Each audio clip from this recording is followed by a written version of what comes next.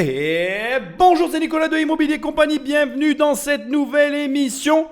Et dans cette émission, on va parler d'un sujet extrêmement difficile. J'ai totalement conscience de ce que je suis en train de faire, je ne suis pas fou. J'ai envie de parler de ce sujet depuis très longtemps, pour te dire la vérité. Et c'était un sujet très complexe pour moi à placer dans une vidéo, dans tout ce que tu peux imaginer.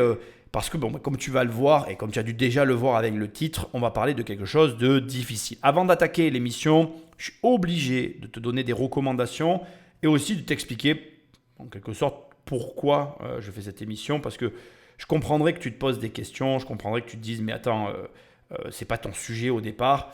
En fait, pour tout expliquer, pendant les vacances, j'ai regardé un film qui s'appelle Sound of Freedom, que je t'invite à regarder, qui m'a énormément fait réfléchir et sur lequel je me suis dit, tu ne peux pas rester sans parler de tout ça. Alors, maintenant, je vais te donner des dates pour que tu comprennes de quoi il est question.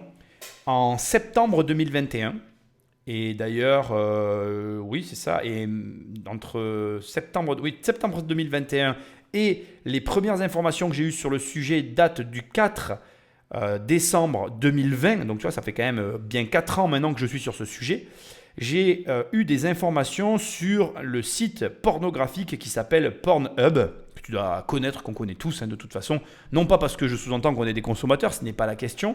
C'est parce que tout le monde connaît ce logo et ce titre. Enfin, moi, je l'ai déjà vu sur Internet plusieurs fois. Il y a des gens qui portent des t-shirts Pornhub et tout le monde sait ce que c'est que Pornhub. Donc, de toute façon, j'avais envie d'en parler et j'étais tombé donc, dans les années 2020-2021 sur les chiffres hallucinants de Pornhub. Et j'avais aucun endroit ni moment pour en parler. C'est un sujet qui est difficile à placer. Et là, aujourd'hui, entre le film qui est sorti fin d'année dernière et le fait que je l'ai regardé pendant les vacances et ce reportage sur lequel aussi je suis tombé en faisant 2-3 recherches pendant mes vacances, je me suis dit, écoute, c'est pas grave, je vais absolument parler de ça parce que c'est quand même un sujet financier. Et tu vas voir qu'il y a des enjeux financiers colossaux derrière tout ça. Mais aussi, et je suis obligé de le dire, moi, je suis là pour t'aider à réfléchir, pour t'aider à avoir des positions et des réflexions sur tes situations financières, pour repenser tes entreprises, pour gagner plus d'argent. Et malheureusement, je ne peux pas m'empêcher de me dire que le travail que je fais sert bien évidemment à toutes les personnes qui ont des activités honnêtes, mais il sert aussi à toutes les personnes qui ont des activités malhonnêtes. Parce que ce qui fonctionne pour des business honnêtes, marche de la même manière pour les business malhonnêtes. Et c'est vrai que c'est là que tu te rends compte que l'intelligence, c'est comme tout en fait. C'est une arme à double tranchant. Et donc, on ne peut pas ne pas réfléchir. Et tu vois, c'est quelque chose qui me désole profondément parce qu'on est, toi, moi, on est des Français. On est dans le pays où il y a des lois à tir à l'arigot qui sont toutes plus inutiles les unes que les autres. On est dans le pays où tout le monde râle, parle de tout et de rien, mais surtout de rien. Mais où personne n'aborde ces sujets qui sont des vrais sujets et pour lesquels, là par contre, tu vois, si mon argent il allait là-dedans, ça me ferait plaisir en fait. Je me sentirais utile à la société parce que ce qu'on s'apprête à décortiquer ensemble, non seulement c'est à vomir, c'est à proscrire, mais on devrait tous communément lutter et pas discuter, tu vois, lutter communément pour que ça s'éradique de la planète en fait. Et tu vas voir que, comme d'habitude, le reportage que j'ai choisi va être réduit. Et donc, je t'invite, comme d'habitude, à aller voir finalement sur Internet ce dont il est question réellement et à voir le reportage entièrement parce qu'il ne doit pas être ignoré, il doit être regardé les yeux dans les yeux et combattu avec toute la férocité qu'on devrait tous y mettre en même temps en faisant fi de nos différences. Et donc, voilà, ça me tenait un petit peu à cœur, pas parce que je suis père, mais parce que de toute façon, les enfants, moi j'ai toujours aimé les enfants, indépendamment du fait que je sois père et que je considère qu'il n'y a aucun enfant qui devrait vivre ce genre de situation complètement ahurissante et écœurante. Le titre du reportage, c'est « Philippines, viol d'enfants en ligne ». Bon, moi j'ai choisi un titre encore plus violent, c'est le cas de le dire, que celui-ci. Enfin bref, je vais éviter de me faire de la pub sur un sujet aussi sérieux. Je te laisse faire ton travail, tu le connais, je sais que tu sais où me trouver. Et voilà, on va en parler, on va le décortiquer. C'est un sujet difficile, mais j'ai pas envie qu'on l'ignore. Nous l'appellerons Diwa. Elle a 11 ans. Elle est une des victimes d'un crime totalement ignoré en Europe, mais qui fait des ravages aux Philippines. Elle a été agressée sexuellement par ses parents en direct, sur Internet, devant des Occidentaux qui achetaient le spectacle de son viol, pour pouvoir y assister, par écran interposé. Accompagnée de son assistante sociale, en qui elle a confiance, Diwa nous livre un témoignage précis et assuré pour son jeune âge. Elle a déjà raconté son histoire à la police et aux services sociaux. Un long processus de libération de la parole, le destin d'une petite fille, jetée en pâture à des prédateurs.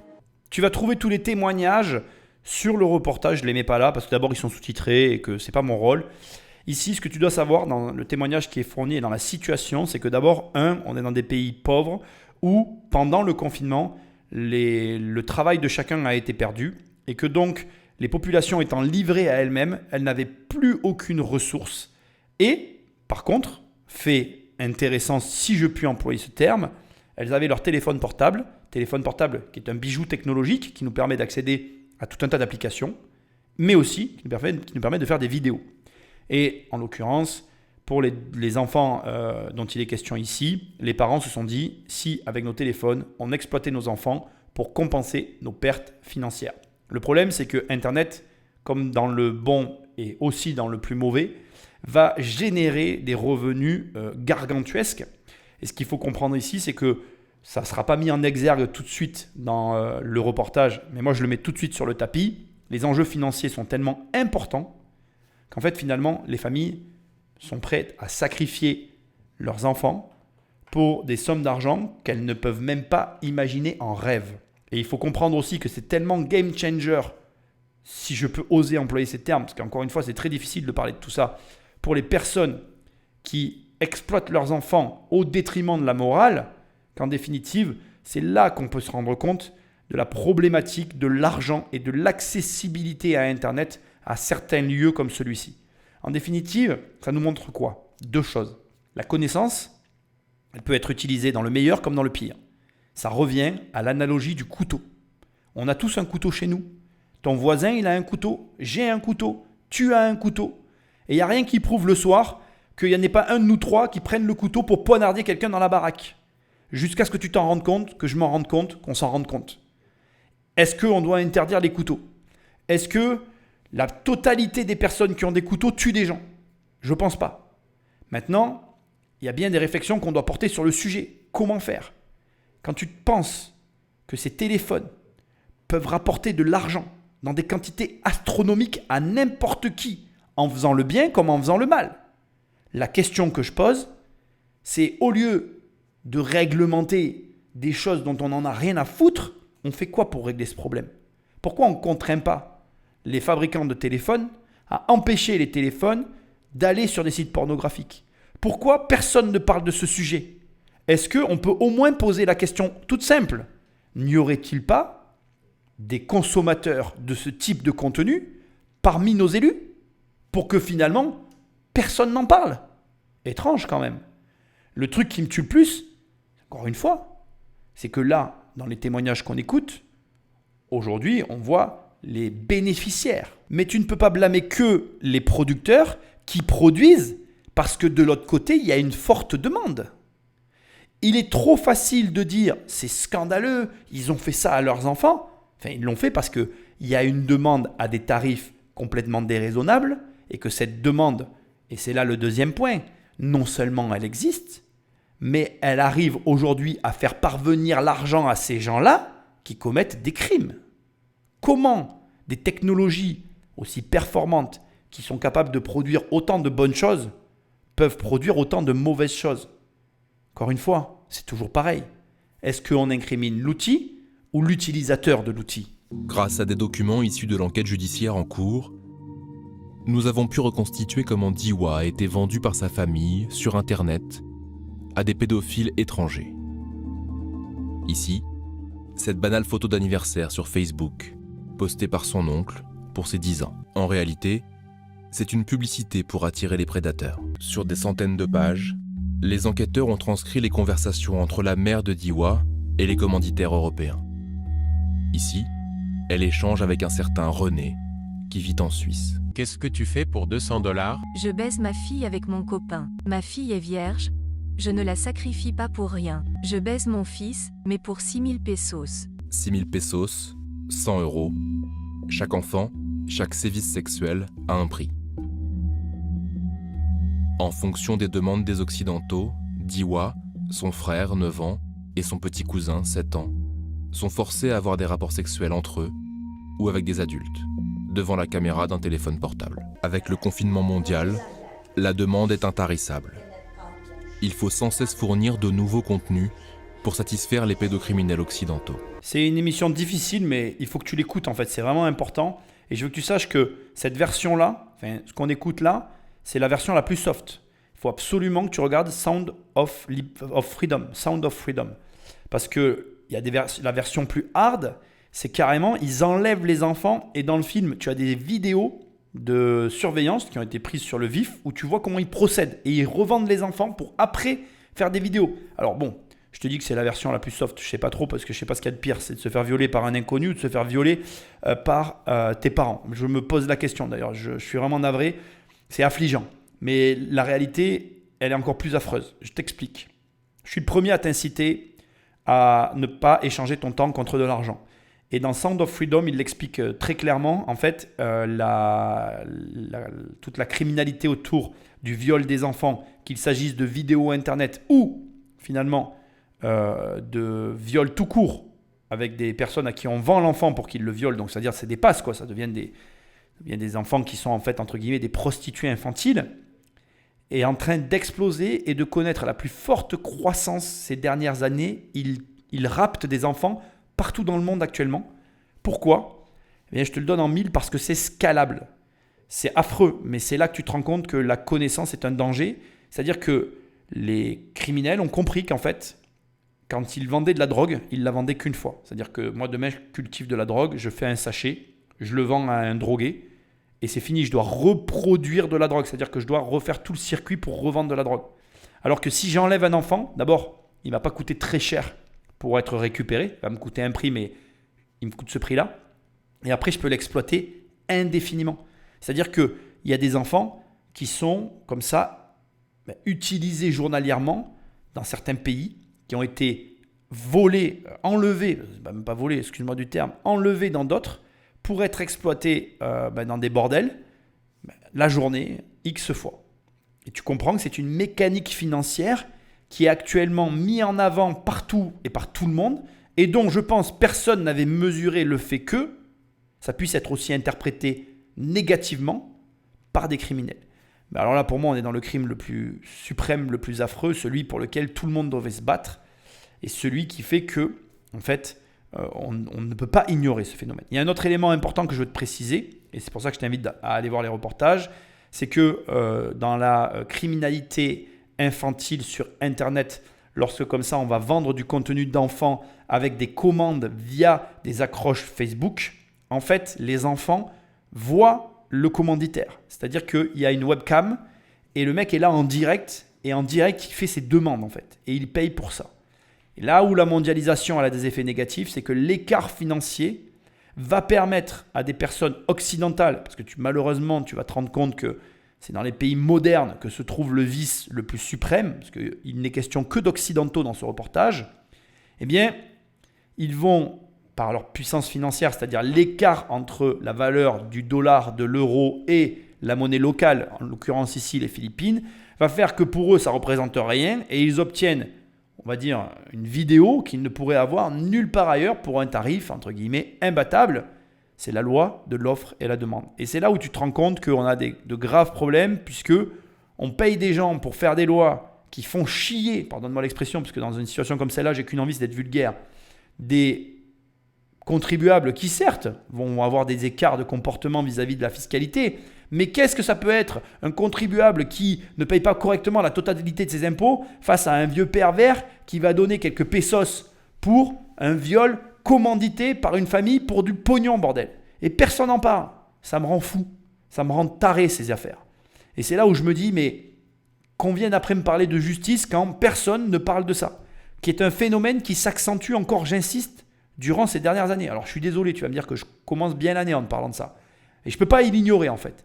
Et je ne peux pas ne pas en parler. Et je trouve que le savoir, c'est important. Ça te rend plus vigilant pour tes enfants, si tu en as, mais plus vigilant pour les enfants des autres. Parce que je vais te dire un truc. Tu peux détester qui t'as envie sur cette planète. Moi, je souhaite à personne, même pas à mon pire ennemi, qu'un truc pareil lui arrive. Encore une fois, regarde le film Sound of Freedom. Je t'assure que ça fait froid dans le dos. Marie, leur assistante sociale, est celle qui a rendu leur témoignage possible. Cela fait 17 ans qu'elle intervient auprès des enfants violés. Tous les enfants que nous avons ici sont uniques. Mais ces enfants victimes d'exploitation sexuelle sur Internet sont vraiment à part. Malgré leur jeune âge, ils savent tout des transactions. Ils connaissent les applications, les transferts d'argent, les séances en direct, les sextoys. Les paiements de ces viols en direct transitent comme n'importe quel autre service acheté sur Internet, sur un site très populaire de transfert d'argent à distance. Selon les relevés que nous nous sommes procurés, des milliers de dollars ont été versés sur les comptes des 2 oncles de Diwa. 4 500 dollars reçus depuis l'étranger, une fortune dans ce coin du monde, 1 an de salaire moyen philippin. Ce qu'il faut comprendre ici, c'est que les enfants deviennent des marchandises. Et qu'au-delà de leur connaissance de la réalité de ce qui leur arrive, ils deviennent une marchandise pour plusieurs raisons. D'abord, eh bien, tout ce qui se passe sur Internet, l'accessibilité, la facilité et les possibilités autour des transferts d'argent. Et l'émergence de sites comme Pornhub. Alors ce que je m'apprête à te dire, je l'ai dans mon ordinateur depuis très longtemps, j'ai jamais trouvé un moyen de t'en parler. Je suis pas un militant. Moi je suis quelqu'un qui essaye de te faire réfléchir sur des sujets d'argent. Il y a beaucoup de mecs sur Internet qui sont là à te parler de comment devenir riche rapidement. Je vais te dire un truc, ça me fait rire ces mecs qui te vendent l'argent rapide parce que là par exemple, tu vois, en l'occurrence, il y a de l'argent rapide à se faire. Mais personne n'a envie de gagner de l'argent comme ça. C'est-à-dire qu'à qui que tu demandes, ok, tu veux être multimillionnaire en 1 an? Ben voilà, là, fais ça. Et qui va le faire? Qui de normal fait ça? Personne. Personne ne le fait. Donc, je suis le premier à cracher sur les vendeurs de rêves, à cracher encore plus sur les acheteurs de rêves. Parce que je les déteste encore plus que les vendeurs de rêves, ceux-là. Mais là, c'est la vérité. C'est-à-dire que là, tu te rends vraiment compte qu'en fait, il y a quand même une éthique. Mais tu te rends aussi compte qu'il y a des personnes qui n'ont pas d'éthique. Il y a des personnes qui font vivre tout ce business. Et ça va te choquer, ce que je m'apprête à te dire. Mais d'une certaine manière, on fait tous vivre ce business. Et je m'adresse à tous ceux qui se sont déjà connectés, ne serait-ce qu'une fois sur Pornhub. Mais vraiment, écoute bien ce que je m'apprête à te dire, tu vas comprendre.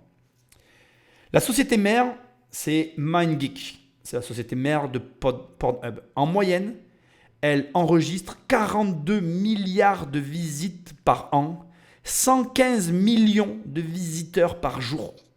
La plupart des contenus présentés sur ce site générés par les utilisateurs amassent 6 millions de nouvelles vidéos chaque année. Et juste pour te donner une notion, à date, donc comme je t'ai dit, on est en 2020 quand j'ai ces informations, pour pouvoir regarder ce contenu, il te faudrait 169 ans pour le regarder. C'est devenu l'épicentre mondial de la pornographie sur Internet. Il y a des centaines de millions de dollars qui sont générés par la publicité. Tu ne peux même pas imaginer, c'est colossal. Il faut que tu saches que Pornhub permet, donc si tu te connectes à Pornhub, même pour regarder un porno normal, ça ne me regarde pas, mais réfléchis bien avant de t'y connecter à partir de maintenant. Je fais cette émission pour qu'à partir de maintenant, tu réfléchisses à 2 fois avant d'y aller. Dès que tu t'y connectes, tu favorises l'exploitation sexuelle d'un enfant. Par exemple, il y a une fillette de 15 ans qui a disparu. Et après sa disparition, il a été retrouvé sur le site plus de 58 vidéos de son viol qui ont été postées sur Pornhub. Il y a des tortures d'enfants abusés sexuellement qui ont été découvertes par le biais d'une enquête. Et on a retrouvé tout un tas d'éléments. Enfin bref, je vais arrêter parce que c'est écœurant. Mais Pornhub, aujourd'hui, favorise tout ça. C'est-à-dire que même si tout ce que je suis en train de te faire écouter, tes cœurs et tu dis mais c'est pas possible, etc., tu n'étais pas au courant, peu importe, tu t'y es connecté une fois, tu as contribué à ça. Donc réfléchis bien avant de t'y connecter une 2e fois. Parmi les 6,8 millions de nouvelles vidéos publiées sur le site chaque année, beaucoup montrent des abus perpétués sur des enfants et des violences non consenties. Il y a eu de nombreux procès et des problèmes autour de Pornhub. Il faut que tu saches que MindGeek, donc la société mère dont je te parlais tout à l'heure, possède pléthore d'autres sites très connus dans la pornographie, dont YouPorn. Je dis ça, je dis rien. Pornhub, YouPorn, et je ne suis pas là pour donner les autres noms, on s'en fiche, mais en gros, c'est un conglomérat qui a un réel impact aujourd'hui sur le paysage pornographique et qui favorise l'émergence de ce genre de comportement. Je ne pense pas, au regard des éléments que je suis en train de te mettre sur la table, que tu as envie de participer à ça de près ou de loin. Après, tu feras comme tu as envie. Mon rôle est purement informatif. Et mon rôle est aussi ici d'essayer de te montrer qu'en fait, cette forme de scalabilité, aussi écœurant que ça puisse paraître, elle est en train tout doucement de s'immiscer sur la perversion infantile. Et ça, c'est innommable, c'est anormal et c'est écœurant. L'homme, grâce à qui tous ont été mis à l'abri de leur famille, est un prêtre irlandais de 79 ans, Shay Cullen. Il est le fondateur de Preda, un refuge spécialisé depuis 40 ans dans l'accueil des mineurs victimes d'agressions sexuelles aux Philippines. En ce moment, plus de 200 enfants y sont recueillis, nourris, logés, soignés. Il est le plus ancien activiste contre l'exploitation sexuelle des enfants dans le pays. Pour dénoncer, il faut pouvoir dire la vérité. C'est un crime terrible d'être complice de viol d'enfants parce qu'on reste silencieux. Un demi-siècle, face au même système de prédation, sans cesse répété. En ce qui me concerne, je veux pas que tu crois que je suis le pro-chevalier blanc. Je fais ça vraiment parce que j'ai été touché par le film Sound of Freedom et j'ai réellement réalisé au travers du film que l'argent pouvait permettre le bien comme le mal. Dans le film, et je t'invite vraiment à le voir, il y a un personnage, tu verras, qui raconte comment il est finalement, entre guillemets, tombé dans les tentatives de sauver ses enfants qui sont issus qui sont enlevés et prostitués. Donc, en fait, il y a un personnage qui passe son temps à sortir des enfants de ces situations-là. En fait, il les rachète. En fait, dans le film, il dit, bon voilà, moi j'ai gagné de l'argent dans ma vie, je rachète les enfants pour les sortir de la prostitution et le peu d'enfants que je peux racheter, c'est le peu d'enfants que je peux sauver en fait. Et sans te raconter le film, vraiment, je t'invite à le voir. Ça m'a touché parce que c'est le paradoxe de toute cette situation, c'est-à-dire autant l'intelligence financière aboutit sur la réflexion de je vais prendre un enfant et je vais le rendre scalable et c'est à vomir et il faut absolument enrayer ce phénomène, autant tu te rends compte que la même personne, grâce à l'argent, elle peut arriver à sortir ces mêmes enfants qui, eux, se font aussi rapter, enfin ça ne se dit pas d'ailleurs, enlever pour de l'argent. Et je trouve même pas les mots, quoi, tu vois, c'est tout à la fois, quoi. C'est-à-dire que tu as le bien et le mal qui se côtoient et c'est vraiment là, pour moi en tout cas, on se rend compte que l'argent, dans les mains d'une personne sans scrupules, eh bien, c'est un couteau qui tue. Et l'argent, dans les mains d'une personne qui est bonne, qui a un bon fond et qui a de bonnes intentions, eh bien, c'est un couteau qui permet de faire de la grande cuisine et des plats délicieux qu'on a tous envie de manger et de partager entre nous.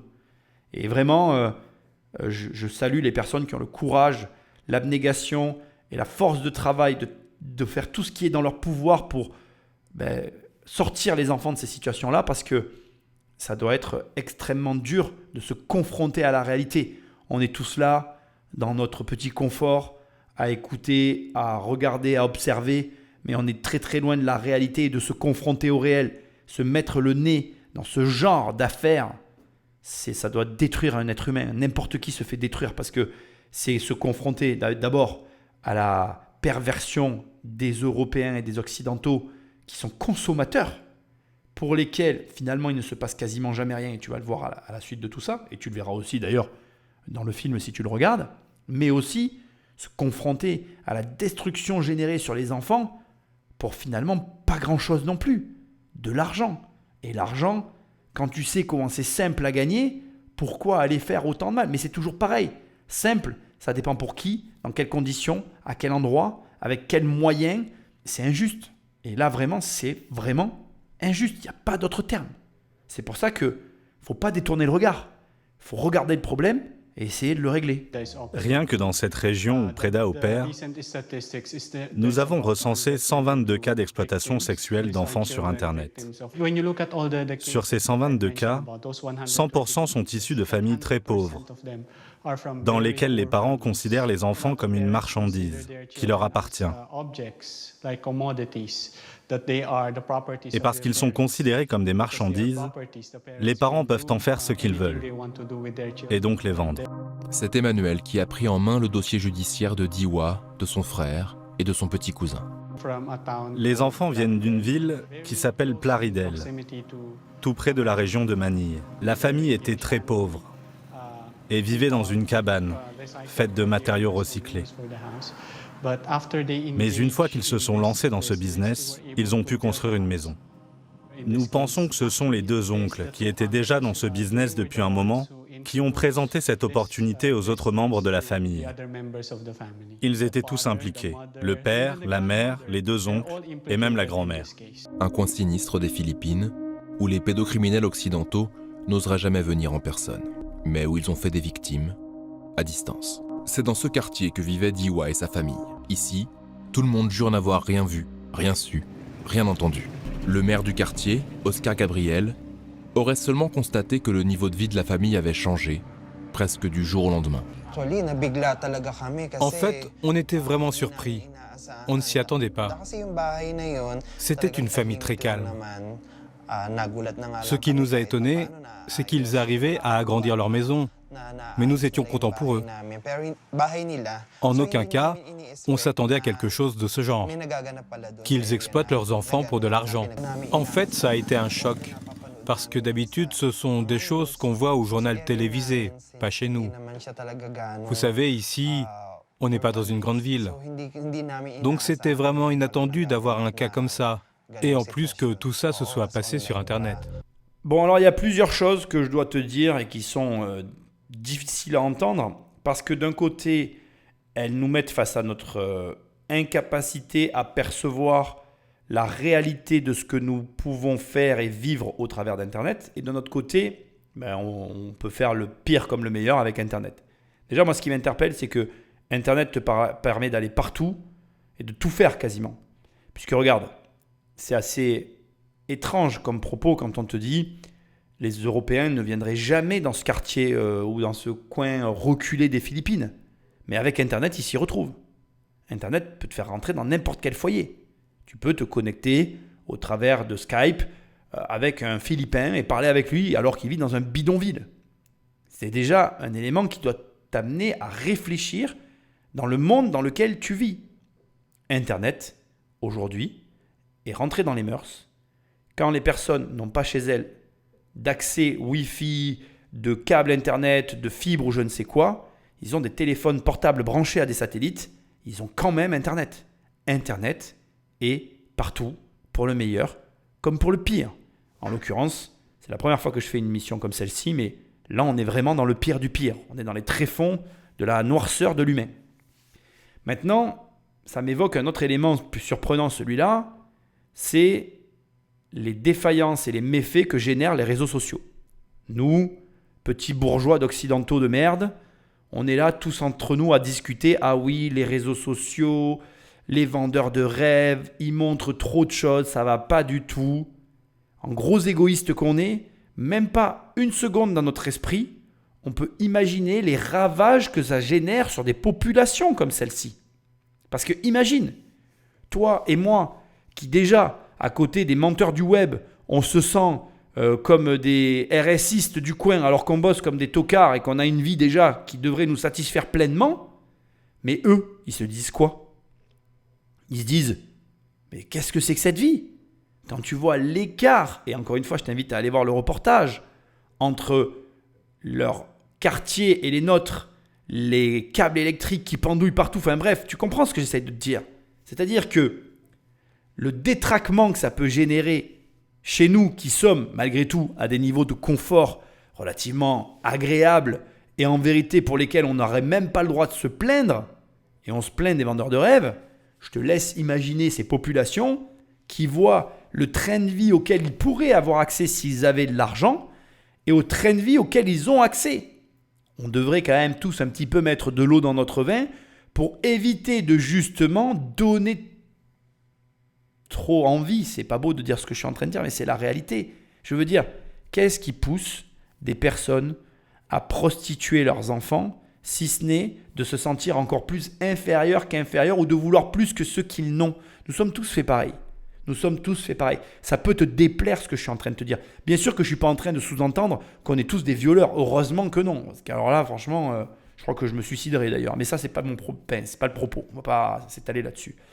Non, on est tous pareils dans le sens où on a tous envie d'améliorer notre existence. Moi, si demain, tu me montres un truc, on va dire un accessoire de confort qui correspond à mes aspirations profondes et que j'ai envie de me le payer, je ferai tout ce qui est en mon pouvoir pour me le payer. Maintenant, tu as un Philippin qui perd son travail pendant le Covid, qui n'a aucun recours, aucune ressource, aucun moyen de faire quoi que ce soit, qui est cloîtré chez lui, qui a un téléphone, qui voit des mecs se pavasser sur les réseaux sociaux et qui derrière, parce qu'il entend parler ses oncles, d'une opportunité business qui peut lui rapporter en quelques soirées l'équivalent de plusieurs années, parce que là on te montre qu'ils ont encaissé sur un virement une année de salaire philippin, mais là on parle de plusieurs années de salaire philippin, montant qui, au paroxysme de la débilité la plus profonde, ne représente qu'une poignée d'euros pour des Européens pervers derrière leurs écrans et qui, là encore c'est pareil, on le voit très bien dans Sound of Freedom, finalement ne risque pas grand-chose dans beaucoup de pays occidentaux. Je parle des consommateurs là, c'est-à-dire que d'un côté les consommateurs ne risquent pas grand-chose, de l'autre côté les producteurs ne semblent pas risquer non plus grand-chose, puisque comme tu peux le voir là, les parents ont été en prison, mais les oncles sont toujours en cavale. Bref, ce que j'essaye de te montrer, c'est que la situation dans laquelle on se trouve, elle est dramatique. Et nous, encore une fois, on se plaint de l'état de nos réseaux sociaux, alors que cette situation crée encore plus de gap et plus d'envie pour des populations qui ont moins encore de ressources que nous. Alors, c'est malvenu de faire ce que je m'apprête à faire, mais putain, ferme-la, quoi. À un moment donné, je suis désolé de te dire ce que je vais dire, mais quand tu te plains de ta situation, de je ne sais quoi, blablabla, blablabla, mais ferme-la. Ferme-la et fais quelque chose. Tu as tout pour réussir, et si tu réussis suffisamment, tu pourras même influencer ce genre de choses. Si tu as suffisamment d'argent, si comme moi, tu es écœuré par ça, là, tu as une motivation qui n'a pas de limite et de frontières. Tu as une motivation qui devrait te dire « je vais devenir extrêmement riche pour acheter le maximum d'enfants et les sortir de cet enfer. » T'attends quoi? Tu es coupable de ne rien faire comme je le suis. Nous le sommes tous communément. Nous devrions, de manière commune, ne pas laisser se propager ce type de comportement et le condamner avec la plus grande des férocités. Je suis choqué. Et je peux faire tout ce que j'ai envie, faire des émissions, des machins. Je vais te le dire comme je le pense. Ça ne sert strictement à rien. Je fais une petite émission, mais qu'est-ce que ça change en fait? Il n'y a que des actions concrètes. Combien coûte un enfant? Il faudrait regarder. Alors c'est un peu gênant quand même parce que tu te dis si je regarde ça, je vais être catalogué comme un pervers alors que je veux en acheter un pour le sortir. Donc déjà, même ne serait-ce, tu vois, quand je réfléchis à quelle est la démarche, je ne la connais même pas en fait. Parce que même si tu te renseignes pour des raisons nobles sur le prix de l'enfant pour le sortir de la prostitution, faudrait pas qu'on croie que tu l'achètes pour le consommer. Donc c'est un délire le truc, quoi. C'est-à-dire que même dans l'amorce de la solution, tu sais même pas si t'es pas une part du problème, quoi. Tu vois, tu te dis, j'achète le gamin, mais du coup je participe à l'économie du truc. C'est l'enfer ce truc, c'est l'enfer. Je sais même pas ce qu'il faut faire en fait. Quand j'y réfléchis, ça me rend fou. Donc du coup, je fais une émission qui m'énerve encore plus parce que de faire une émission, je me dis mais c'est ridicule en fait. Tu parles d'un sujet dont il faut pas en parler mais qu'il faudrait agir. Mais si tu agis sur le sujet, bah, tu peux l'envenimer aussi. C'est un délire le truc. C'est là que tu te rends compte que l'être humain, quand il est vraiment dans le pire du pire du pire du pire, c'est le diable en fait. C'est le diable. C'est là tu te dis mais si le diable existe, il est là. C'est affreux ce truc. Donc on a réellement d'un côté des producteurs qui sont dans des situations qui, de par ce à quoi ils ont accès, ont envie de changer leur vie. Et comme tu le vois, les voisins, tout le monde voyait que le train de vie changeait, mais personne n'imaginait une seule seconde que c'est par la pornographie infantile que le train de vie était en train de changer.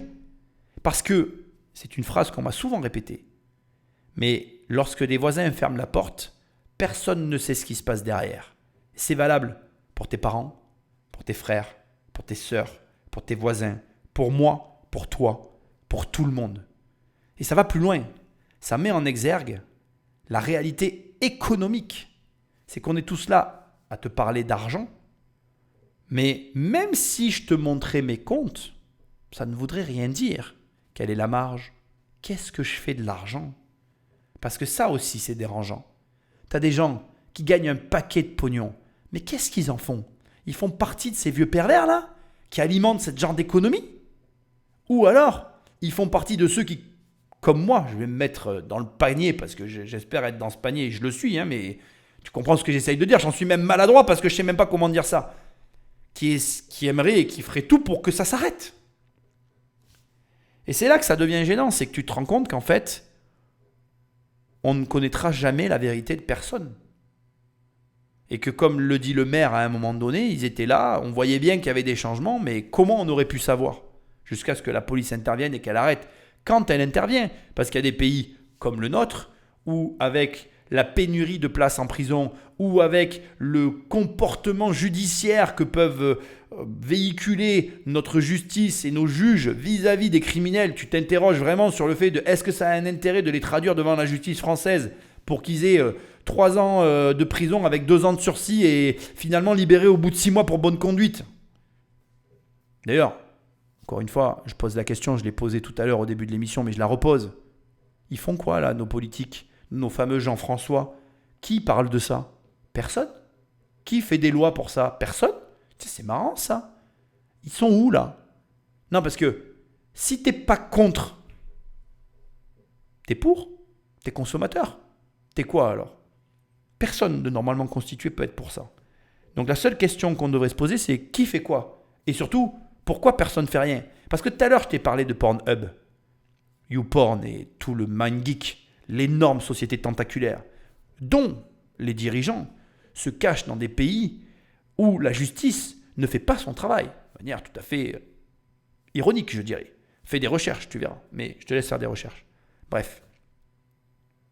Donc, puisqu'aucun homme politique, aucune personne ne manifeste l'envie de lutter contre ce genre de pratique, ça signifie quoi au juste?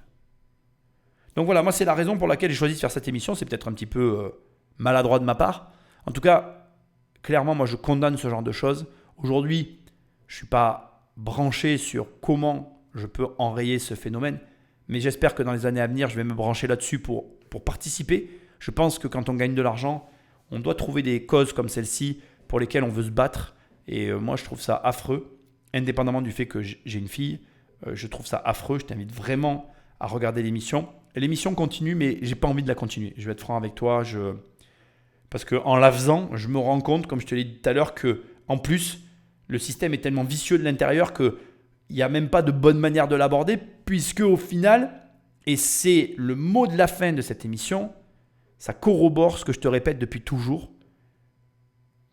Ton argent, ce que tu consommes, implique ce qui va se développer. Autrement dit, ta meilleure arme pour voter, ce sont tes dépenses. Tu dois faire ton maximum pour ne pas dépenser ton argent dans des choses contre lesquelles tu luttes. Moi, je déteste le tabac. Jamais de ma life, j'irai mettre 1 euro dans un paquet de tabac. Je trouve que c'est un truc de dingue. Et toutes les personnes qui alimentent l'industrie du tabac contribuent à ce que leurs enfants fument, leurs petits-enfants derrière, etc., etc. Quand tu donnes ton argent à quelque chose et ton attention aujourd'hui, c'est aussi là-dessus que je voulais t'amener, quand tu donnes ton attention à Pornhub, à YouPorn, tu contribues à alimenter le viol d'enfants. T'es un violeur d'enfants? Non, je pense pas. Donc tu vas me dire, mais Nicolas, c'est pas parce que je regarde du porno que je suis un voleur d'enfants. Non, mais malheureusement pour toi, YouPorn et Pornhub contribuent au viol des enfants. Donc tu boycottes, c'est tout, c'est terminé. J'en ai rien à foutre. Tu trouves des moyens autres pour consommer ta merde. C'est pas mon problème en fait. Et je pense que ça commence par là. Quand les mecs auront plus d'audience, ils n'auront plus rien à monétiser. Quand tu n'auras plus rien à monétiser, ça ne pourra pas continuer. Il y a un moment donné, il faut prendre des décisions et il faut poser des actions qui soient viables et qui ont un impact. Et ce que je suis en train de te dire, je suis vraiment désolé de faire le parallèle à cet endroit, mais c'est la même chose de manière générale dans ta vie. Tu dois avoir pour toi-même cette espèce de froideur qui est parfois difficile à atteindre parce qu'il y a des sujets pour lesquels c'est dur d'être froid. Et là, pour moi, c'est assez difficile. D'ailleurs, je ne vais pas te le cacher. Mais tu dois prendre cette position et froidement te dire « Non, mais là, ce que je fais, ça ne marche pas. C'est de la merde. Je dois arrêter. » J'adore ça. C'est pas grave. Je dois quand même arrêter parce que ça ne marche pas. C'est tout, point. On pourrait en parler. On pourrait philosopher, discuter, blablater. Ça ne sert à rien. Donc écoute, tu fais ce que tu veux de cette émission. Elle est posée là, en début d'année. Il n'y a rien derrière. Elle me tenait à cœur. Le film que j'ai regardé pendant ces vacances, c'était Sound of Freedom. C'est un film qui, je pense pas, j'ai pas fait attention, j'ai pas regardé les chiffres du box-office, mais je m'attends pas à ce qu'il ait eu qu'il ait fait un énorme tabac au box-office. Ce que je peux te dire, c'est qu'il a eu énormément de mal à trouver des financements pour être produit. Ce que je peux te dire, c'est que c'est un film qui a été pas facile pour moi à regarder, que je t'inviterai tout le monde à regarder. Je pense qu'il faut donner le maximum de force à toutes les personnes qui luttent contre ce type de criminalité. Et bien que, comme je l'ai sous-entendu dans cette émission, je le pense, l'intelligence permet l'émergence de ce type de phénomène parce qu'il y a derrière une vraie réflexion. Il faut tout faire pour que ça s'enraye et que ça s'arrête parce que c'est à vomir. Et il ne faut pas croire que ça arrive qu'aux autres. Il ne faut pas croire qu'on n'est pas touché par ça. Parce que même si on n'est pas touché dans le rapt et l'enlèvement d'enfants, on est touché par le fait qu'il y ait des consommateurs dans nos pays. Et ça, c'est dramatique. Ça veut dire qu'il y a des gens autour de nous qui consomment ce genre de contenu. Et il faut absolument que ça cesse. On ne peut pas continuer d'alimenter ça. J'ai rien à ajouter. Voilà, on en reste là. On se retrouve dans la prochaine émission. Salut!